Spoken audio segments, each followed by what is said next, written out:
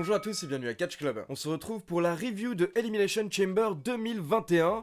Et honnêtement, ça va être assez rapide car le show a été plutôt court hier soir. En effet, habituellement un pay-per-view WWE dure environ 3 heures, mais hier soir le show a duré à peine plus de 2h30 et on a eu uniquement 5 matchs lors de la carte principale, dont un match qui a duré moins de 2 minutes. Donc dans un instant, je vais vous donner tous les résultats, mais d'abord, j'aimerais encore une fois vous remercier car hier soir, vous étiez en moyenne 1000 personnes à suivre le live réaction avec moi en direct de 1h à 4h du matin sur YouTube. Donc vraiment, c'est énorme, merci à tous. Et deuxièmement, j'aimerais annoncer le vainqueur du concours pronostic. Donc son nom s'affiche en bas de l'écran et il faudrait que cette personne me laisse maintenant son adresse mail dans les commentaires pour que je puisse la contacter afin de lui envoyer son lot. Donc bravo et félicitations au vainqueur. Allez, c'est parti, on enchaîne avec la review et on commence directement avec une news. Car hier soir, juste avant le début du kick-off, la WWE a annoncé que Keith Lee est retiré de la carte de Elimination Chamber. Et dans les storylines, la WWE a expliqué que Keith Lee est retiré de la carte de Elimination Chamber suite à des blessures subies aux mains de Bobby Lashley. Et en réalité, d'après les médias américains, Keith Lee serait réellement blessé. Par contre, on ne sait pas quand est-ce qu'il s'est blessé et quelle blessure il a. Et donc la WWE nous a informé que lors du kick-off, on aura un match à 4 avec John Morrison contre Ricochet, contre Mustafa Ali, contre Elias. Et le vainqueur de ce match prendra la place de Keith Lee lors de la carte principale face à Bobby Lashley et Riddle. Et au final, lors du kick-off, c'est John Morrison qui a remporté le match à 4. Donc c'est John Morrison qui remplacera Keith Lee un peu plus tard. On enchaîne directement avec la carte principale et on démarre avec le Elimination Chamber match de SmackDown. Je rappelle bien entendu que le vainqueur de ce match affrontera Roman Reigns juste après pour le titre universel. Pour rappel, nous avions Daniel Bryan contre Jey Uso, contre Cesaro, contre King Corbin, contre Sami Zayn, contre Kevin Owens. Et ce sont Daniel Bryan et Cesaro qui ont démarré le match. Les 4 autres catcheurs étaient dans les pods et toutes les 5 minutes nous avons un nouveau catcheur qui intègre le match. Alors à chaque fois, je vais pas vous décrire les Chamber Match en détail car il se passe énormément de choses. Je vais plutôt vous parler des grandes phases et des faits marquants. D'abord, il faut savoir que King Corbin a été le premier catcheur à sortir de son pod.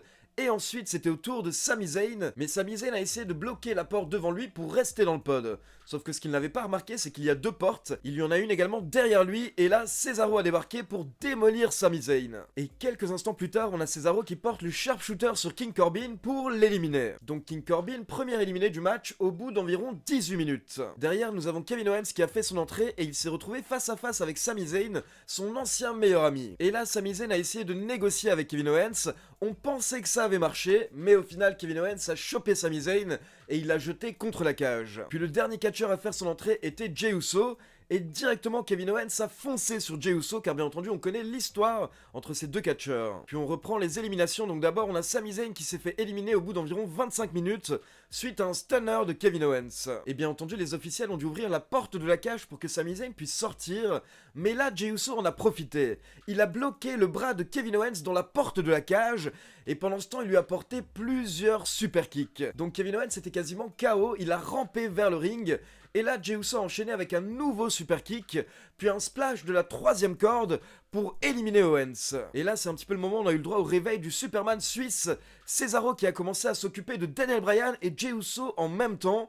Et j'ai commencé à y croire. Vous savez que j'étais totalement derrière Cesaro hier soir, et vous étiez nombreux à croire en une victoire de Cesaro aussi, car on est nombreux à penser qu'il le mérite tout simplement. Mais malheureusement, alors que Cesaro était lancé et qu'il portait son swing à Daniel Bryan, il s'est fait accueillir par un super kick de Jey Uso, et Uso a enchaîné avec un nouveau splash de la 3e corde pour éliminer Cesaro. Donc il nous reste Jey Uso et Daniel Bryan, et Uso ne s'arrête pas. Il remonte sur les cordes et il porte un splash à Daniel Bryan, mais seulement pour le compte de 2. Donc Uso se dit qu'il faut un plus gros splash, et cette fois-ci il décide de monter directement sur l'un des pods. Donc là on est à plus de 2 mètres de hauteur, et Jey Uso porte un nouveau splash sur Daniel Bryan qui est dans le ring, mais Daniel Bryan relève ses genoux. Donc il contre Jey Uso et il enchaîne avec son running knee pour la victoire. Donc Daniel Bryan remporte le Elimination Chamber match de SmackDown.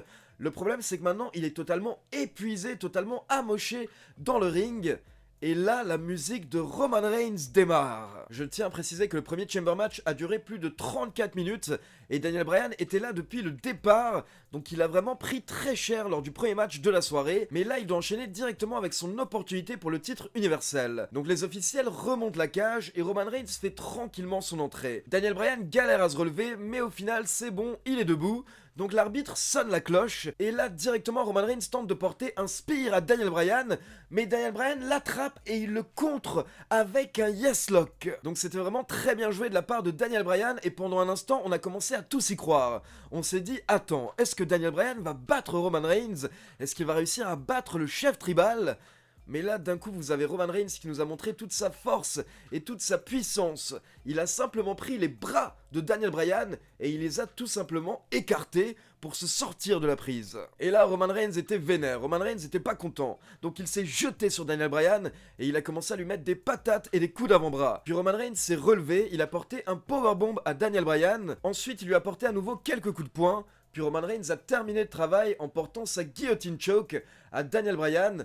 Et il faut savoir que Daniel Bryan était déjà quasiment dans les vapes, donc l'arbitre a arrêté le match, et il a déclaré que Roman Reigns était le vainqueur en 1 minute 35. Donc bien entendu, j'en avais parlé dans mes vidéos précédentes, j'avais expliqué à quel point c'était injuste que le vainqueur du Elimination Chamber match de SmackDown doive affronter Roman Reigns directement après son match. Daniel Bryan n'avait aucune chance parce qu'il était totalement épuisé.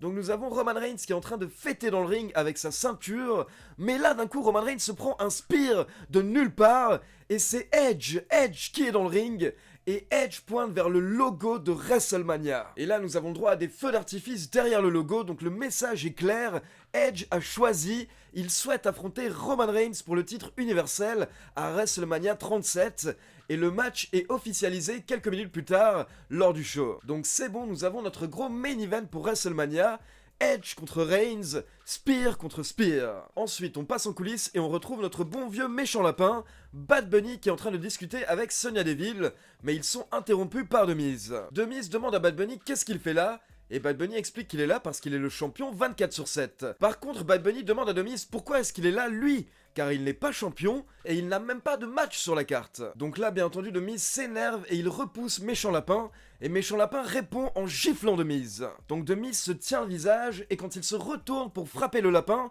d'un coup c'est Damien Priest qui est devant Bad Bunny, et là, bien entendu, The Miz n'ose rien faire, donc il s'en va. On enchaîne ensuite avec le match pour le titre des États-Unis, avec le champion Bobby Lashley accompagné par MVP, contre Riddle contre John Morrison. Pour info, MVP est venu jusqu'au ring avec une béquille, car MVP s'est blessé lundi dernier lors de Raw à la jambe. Et déjà, la première chose qu'il faut savoir lors du match, c'est que Bobby Lashley était ultra dominant.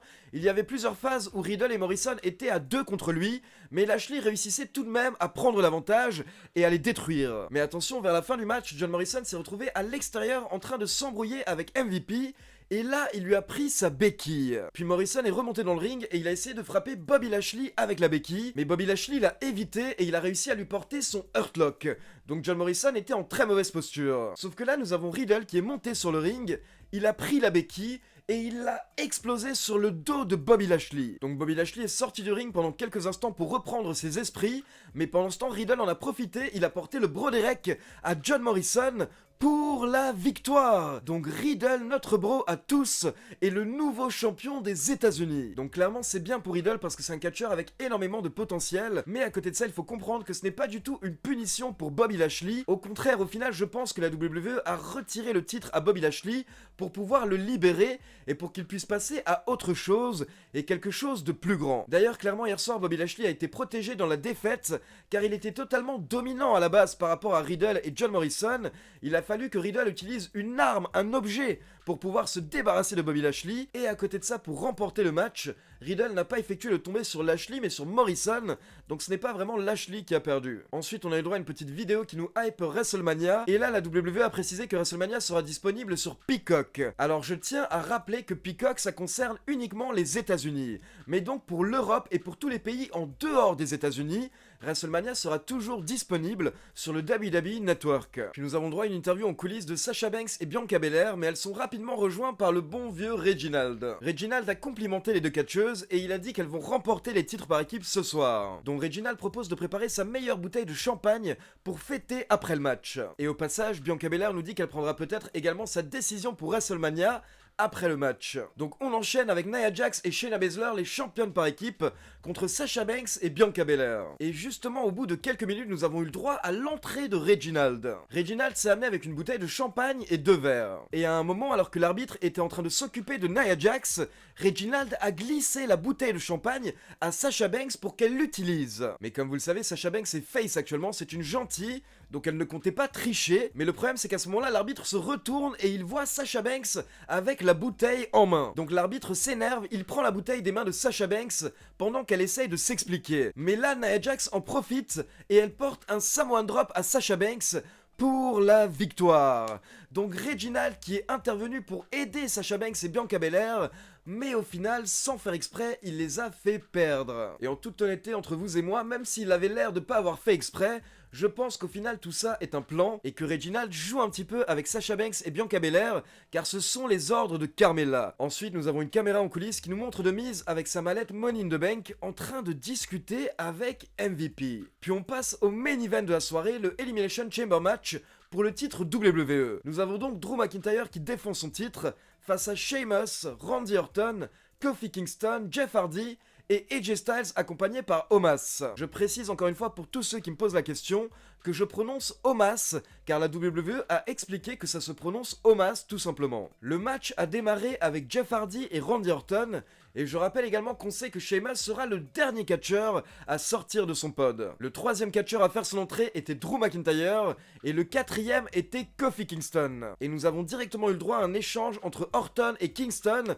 Orton avait l'air de prendre l'avantage, mais d'un coup Kofi Kingston a réussi à sortir un tombé de nulle part pour éliminer Randy Orton en premier en environ 10 minutes. Et forcément on était tous méga étonnés, car on s'attendait tous à une intervention de The Fiend ou Alexa Bliss pour distraire Randy Orton hier soir, mais au final pas du tout. Randy Orton s'est fait éliminer en premier par Kofi Kingston. Et bien entendu, Randy Orton n'était pas content, donc il s'est relevé et il a porté un RKO à Kofi Kingston et à Jeff Hardy. Et là, AJ Styles a vu une opportunité. Il a vu que tout le monde était KO dans le ring. Le problème, c'est qu'il était toujours dans son pod. Donc il a demandé de l'aide à Omos, et Omos a arraché l'une des vitres du pod de AJ Styles pour que AJ Styles puisse directement intégrer le match. Donc encore une fois, Omos qui nous montre sa force surhumaine, mais par contre l'arbitre n'a pas apprécié que Omos intervienne, donc il l'a renvoyé au vestiaire. Derrière, AJ Styles a essayé de couvrir Kofi Kingston et Jeff Hardy qui venaient de se prendre des RKO,